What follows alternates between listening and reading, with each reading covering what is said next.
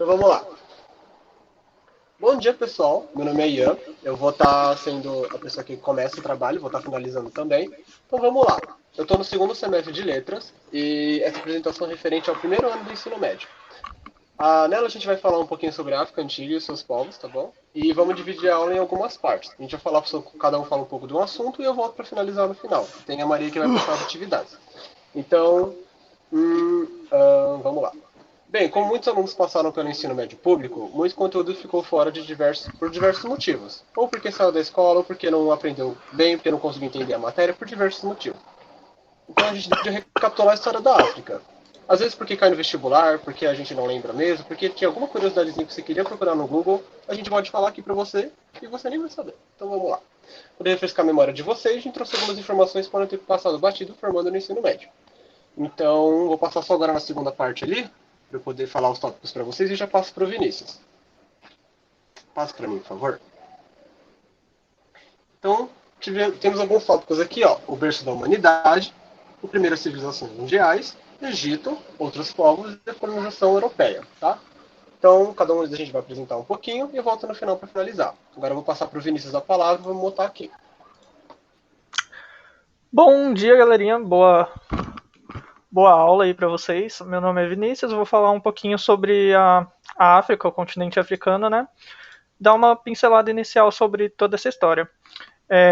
Tenho quase certeza quase absoluta, 99%, que vocês já ouviram falar da Grécia, Roma, ser o berço da civilização.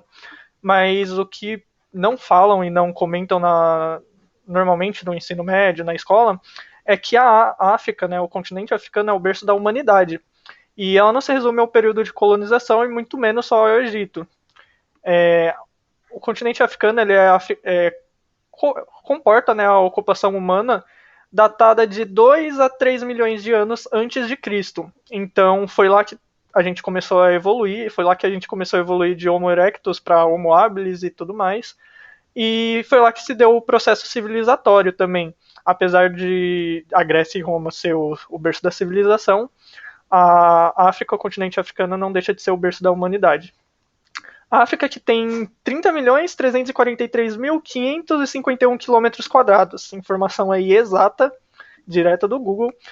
Ela ocupa 22% do planeta Terra, do espaço geográfico, né, do planeta Terra, 22%, quase um quarto de todo o planeta Terra. A África ela vamos começar lá de 8 milhões antes de Cristo. Ela era povoada por seminômades, eles eram quase nômades, não chegavam a ser nômades porque eles ficavam em alguns lugares vivendo da pesca, da caça e da coleta de frutos e cereais. Aí quando se esgotava, eles iam para outro lugar caçando isso de novo. Por isso, seminômades. Em 5.000 a.C., os povos eles começam a se estabelecer, começam a ficar mais parados no mesmo lugar. Isso se deve também ao desenvolvimento por esses da pecuária e da agricultura. Eles perceberam também que era vantajoso eles se agruparem ao redor do rio Nilo, de rios inclusive, né? Mas o mais famoso seria o Nilo, porque eles aproveitavam dos períodos de seca ou de cheia para utilizar as terras férteis ao redor e para utilizar durante a cheia a água para armazenar e durante os períodos de seca utilizar essa água armazenada. Ao se estabelecerem ao redor do Nilo, começaram a surgir alguns povoados. Esses povoados eles eram chamados de nomos e eram governados pelos nomarcas, quase um monarcas, mas não é monarcas, nenhum monarch gamer, é os nomarcas. Eles cuidavam do território, cada nomarca cuidava ali do seu nomo, e eles acabavam disputando entre si terras férteis dentro dos próprios nomos, um nomarca com outro nomarca. E aí o que eles perceberam? Eles podiam se unir, esses próprios nomos se unir e formar uma sociedade única, um povo único, para se defender também dos povos ao redor. Eles perceberam que unidos eles eram mais fortes, e aí ao redor do Nilo, né, todo mundo que estava ali ao redor se uniu. Daí surgiu o Baixo Egito e Alto Egito. Isso aí foi mais ou menos ali em 3.100 a.C. Exatamente em 3.100 a.C., teve um cara que chamava Menés, E o que, que ele fez? Ele unificou o Alto e o Baixo Egito. Então não tinha mais separação, era só Egito. Então, pra você ter uma ideia, se de vários nomos para um nomo só, um povo só, já diminuiu o conflito, já estava tudo mais suave, imagina se não tiver nem Alto nem Baixo Egito, é tudo Egito. Aí ele falou, agora vai ter Faraó e só vai ser o Egito, não tem baixo nem alto. Aí o Menés foi o primeiro faraó, né? Deu para notar, porque ele que criou isso. Ali no Egito, a sociedade ela era bem segmentada. A Ingrid vai mostrar um pouquinho mais para vocês, vai mostrar a pirâmide social, no caso. Mas vocês devem saber que a sociedade era bem dividida, bem segmentada. Os faraós no topo, né, tinham os sacerdotes, militares, camponeses, escravos, tinha de tudo, mas ali no topo só os faraós e os sacerdotes mesmo. Era uma sociedade bem baseada na religiosidade, era politeísta. Eu posso citar aqui alguns deuses, como Horus, que era o deus do céu, Ísis da fertilidade e Osíris, o deus dos mortos. Esses aí são deuses do Egito. As pirâmides, que é um outro assunto curioso sobre toda essa história sobre o Egito, no caso, elas serviam de tumba para os faraós, né? Era a residência deles depois da morte. Eles eram feitas de blocos de calcário de 40 toneladas. Uma curiosidade é que curiosidade não, porque muita gente sabe, né? Mas ainda assim, uma curiosidade é essas pirâmides elas eram feitas completamente à mão, sem ajuda de máquina, nem animal, nada. E uma coisa interessante é que muitos pesquisadores ainda discutem se esse trabalho ele foi feito por escravos, foi feito por camponeses, foi feito por militares, como que foi feito isso. Um pesquisador citado no nosso trabalho, ele diz que a partir da análise de resíduos, perdão, qual a palavra? De evidências mesmo, encontradas no território, eles perceberam que os ossos indicavam que eles eram bem alimentados, não passavam por maltratos nem nada do tipo. E então surgiu a teoria de que camponeses, camponeses, artesãos e outras pessoas de castas mais acima dos escravos, eles participavam, eram contratados pelo Estado para a construção das pirâmides. E eles construíam por honra, por pertencimento à sociedade e todo esse simbolismo que representava para eles. Por último, o Nilo, eu já falei bastante dele, mas é bom sempre lembrar que essas sociedades elas só prosperaram porque elas se aproveitaram dos momentos de cheia e seca do rio Nilo e das suas... Qual a palavra? Perdão? Das suas margens. Eles se aproveitaram das margens da terra fértil e de tudo que o Nilo proporcionava para eles. Sem o Nilo, talvez as cidades não tivessem prosperado. No Egito, essas terras elas eram controladas pelo Estado e eram distribuídas para os camponeses. Esses camponeses trabalhavam nas terras e pagavam a sua estadia, né? Pagavam pelo território em forma de imposto, na forma de trabalho mesmo, ou na forma de entregar parte do que foi produzido nesse território. E reforçando a ideia de que o Nilo foi extremamente importante para o desenvolvimento dessas sociedades, é que todo o calendário, toda a vida nessas sociedades, elas seguiam o calendário do próprio Nilo. Era baseado no período de seca, no período de cheia e em quando podia plantar ou não.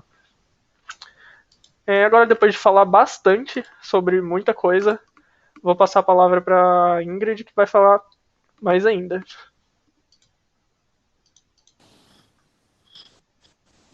Eu sou a Ingrid, vou apresentar para vocês o grande Império Egípcio. Como ele foi citado anteriormente, foi um grandioso império, eles viveram por muito tempo. E aqui nós temos ao lado a separação da sociedade em pirâmide, né? Como eles acreditavam fielmente na religião. Nós temos o faraó lá no topo. O faraó, para eles, representava alguém diretamente ligado aos deuses que eles acreditavam, né? Os egípcios, eles viveram a vida inteira, né, acreditando em cada um desses deuses, eles respeitavam, eles faziam oferendas, a vida deles era basicamente religiosidade, né? Além dessa busca por território e afim, com o tempo que eles foram se expandindo, eles acreditavam fielmente nesses deuses. Então, durante a vida, os egípcios faziam o possível para que eles pudessem, né, ser recompensados no pós-vida, que eles acreditavam que iriam para um paraíso. Como exemplo dessas crenças que eles tinham, nós temos o julgamento com Osíris, que eles acreditavam que esse que era o deus dos mortos, faria um julgamento onde o seu coração seria pesado junto de uma pena, né? E se o coração pesasse mais que a pena, então eles seriam, as suas almas, né, seriam levadas por um monstro, algo do tipo. E caso contrário, eles iriam para um paraíso, né, que era o que eles tinham planejado durante toda a sua vida e da forma que eles viveram para usufruir desse paraíso no pós-vida, né. Enfim, politeísmo ele já explicou também. Então, essa parte da religião, que eles acreditavam em vários e vários deuses, eles passaram, enfim, os egípcios criaram esse hábito para os faraós de mumificar, né, para preservar os corpos para o pós-vida, e aí eles faziam o possível para preservar os corpos, para quando suas almas retornassem no pós-vida, eles pudessem voltar a usar o mesmo corpo. Esses corpos ficavam dentro das pirâmides, que também recebiam o nome do faraó que estava lá no interior. Eles costumavam deixar joias, imóveis, enfim, tudo que eles fossem precisar no pós-vida, né, para o faraó.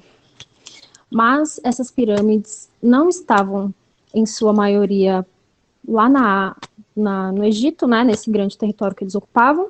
A maior parte estava no Sudão, que hoje nós conhecemos como Sudão, mas antigamente ali era o local dos povos núbios, né? Os povos núbios já foram colônia do Egito por um bom tempo, mas em um momento eles chegaram a recuperar sua liberdade, após retornaram a ser colônia do Egito, viveram muito bem como colônia, assim eles cresceram o suficiente para que eles virassem um grande império, né? Enfim, eles viraram o Império Kushê, e também conhecido como Império Napata, e aí, como exemplo, nós vamos usar o livro Templo dos Povos Antigos, que é um livro em parceria com a Unesco, que explica muito bem essa parte desses outros povos. E como outro exemplo, a gente tem os povos bárbaros, que são os chamados tuaregs. Eles ajudaram a crescer a comercialização ali nas rotas do Transsaariano, e nessa época, como esses povos, eles cuidavam de camelos, eles passaram a comercializar os camelos, e aí eles eram usados como animais de carga. Eles carregavam tudo que fosse comercializado no meio dessa rota, e assim eles ajudaram a crescer e a manter o Império Egípcio, que usufruíam disso, né, para manter o seu império. Pode passar o slide, por favor. Enfim, mas como todos esses impérios que nós temos conhecimento hoje chegaram ao seu declínio, após tantos anos de história de glória, a África, infelizmente, acabou sendo explorada pelos europeus, né? E foi com a Conferência de Berlim que eles oficializaram essa partilha, cada um ficou com a parte que era de seu interesse. Naquele momento, como eles precisavam de matéria-prima, né, para manter suas revoluções, a África acabou virando como um depósito, né, para os europeus. De lá eles tiravam o que eles precisavam e levavam para os seus países, além da escravidão que levou os povos africanos para todo o mundo. Enfim, como os europeus chegaram e trouxeram essa onda de colonização, essa tentativa de embranquecer o continente, eles acabaram interferindo na religiosidade também. Como eles costumavam acreditar lá nos egípcios em vários deuses, eles acabaram acreditando em um só quando os europeus chegaram e trouxeram a religiosidade deles para lá, né? E com todas essas intenções, eles diziam que queriam civilizar os negros da África naquele tempo. É uma pena. E aí, como, infelizmente, nós temos essa parte, nós vamos usar o texto As Sociedades Africanas e o Colonialismo, que explica a forma violenta como isso foi instaurado lá no continente. E após isso, nós deixamos como uma proposta de reflexão o filme Uma Lição de Vida, que trata de fatos reais de um senhor de 84 anos que busca alfabetização. Após, né, passar por essa parte do colonialismo aí na África, ele tenta viver como um cidadão na terra dele e aprender como deveria ter sido com as suas raízes. E é isso.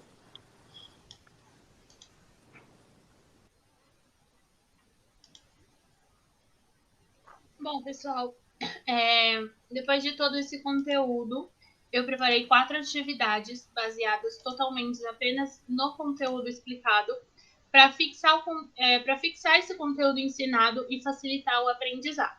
São 4 atividades, 2 delas são 2 questionários.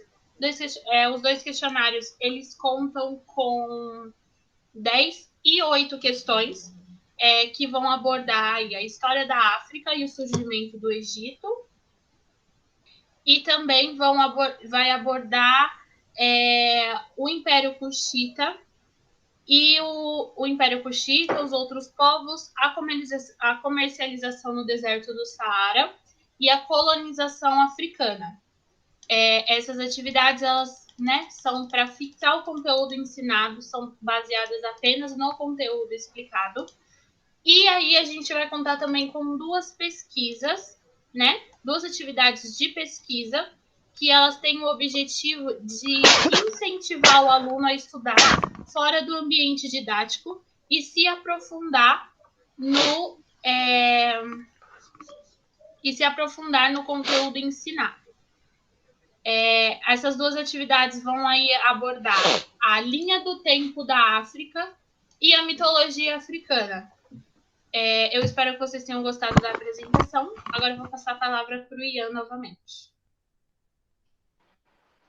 Oi, pessoal, tudo bom? Eu voltei aqui, como eu tinha prometido que ia falar com vocês, né? Acabei tirando a blusa porque ficou calor. O nervosismo deixa a gente meio assim. Então vamos lá. Considerações finais. Vou só pegar minha colinha aqui, porque eu tenho um roteirinho. Então, vocês não conseguem claramente me responder agora as perguntas que eu vou fazer, mas espero que vocês tenham se divertido, espero que vocês tenham aprendido alguma coisa também. Deixamos aí filmes, algumas atividades também, pesquisas, tá? Bastante referências, muitas referências. As imagens também para deixar mais ilustrativo o trabalho. Então, queria fazer uma conclusão aqui geral. Ser professor não é fácil. Não é só uma vaga de emprego que você passa 20 minutos, 30 minutos procurando na internet para poder tirar um dinheirinho. É uma profissão muito difícil. Criar um material didático, ser capaz de ficar na frente de 30, 40 crianças e até adolescentes ou adultos, talvez, é uma situação muito difícil. Você tem que passar 1, 2, 3, 4 horas dando aula, não é fácil. Por isso que a gente está aqui agora aprendendo, fazendo essa apresentação. E com isso a gente pode tirar que realmente não é só uma vaga de emprego. É difícil, tem o nervosismo, tem a questão de a gente tem que passar todas as informações verdadeiras para vocês, todas as fontes, tudo para vocês, para poder tornar assim mais fácil o ensinamento do conteúdo que a gente quer passar, né? Então, do modo geral, eu queria agradecer a todo mundo que participou do trabalho, todos que estão vendo essa aula agora. A gente tentou fazer da forma mais dinâmica possível, trazer todo o conteúdo para vocês. Mesmo que eu tenha parecido por um pouquinho, eu dei uma ajudada ali geral, assim e tal. Mas eu espero que seja o suficiente para poder mostrar que a gente levou certo esforço para poder fazer esse trabalho. Todo mundo poder ligar a câmera para a gente poder dar um oi final, assim, para poder finalizar. Olha, gente bonita. Então a gente vai estar finalizando aqui agora o trabalho, tá? Muito obrigado pela atenção. Espero mesmo que vocês tenham gostado. Tem um conteúdo geral que a gente deixou na atividade, se quiser dar uma olhada também. E eu queria agradecer a todos pela participação. Obrigado e tchau, tchau. Se inscreva no meu